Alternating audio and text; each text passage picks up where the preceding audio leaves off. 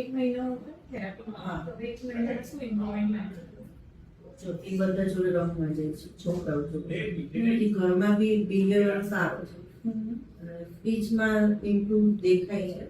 પણ જે ક ખાનું મેં કીધું ને એમાં તો વર્ડ્સ નથી આખા નીકળ્યા. બાકી સ્પીચમાં સારું છે. રાઇટિંગમાં